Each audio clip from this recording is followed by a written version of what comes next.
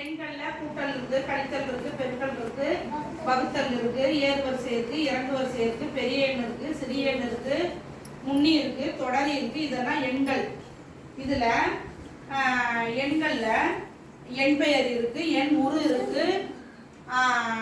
அதை முன்னாடி எழுத்தால் எழுதுக, எண்ணால் எழுதுகன்னு சொல்லுவாங்க.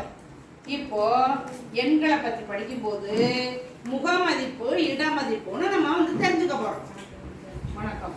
முகமதிப்பு இடமதிப்புன்னு என்ன செஞ்சுக்க போறோம்? தெரிஞ்சுக்க போறோம். முகமதிப்புன்னா என்னது? எண்கள் தான் முகமதிப்பு.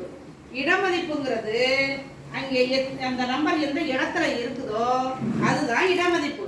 இப்போ முகமதிப்பு எண்கள், இடமதிப்பு இந்த இடத்துல இருக்கிற மதிப்பு, அதுதான் இடமதிப்பு. இப்ப பாப்போமா? 9 வர்ஷினி, 9 முகமதிப்பு 9 இன் முகமதிப்பு என்னது? இடமதிப்பு என்னது?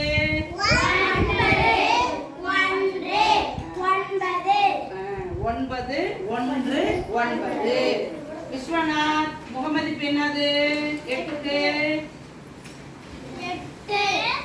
இடமதிப்பு என்னது?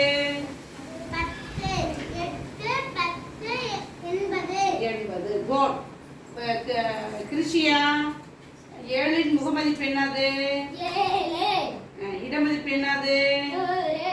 என்னது? கோட். ரித்திகா ஸ்ரீ 6 இனுடைய முகமதிப்பு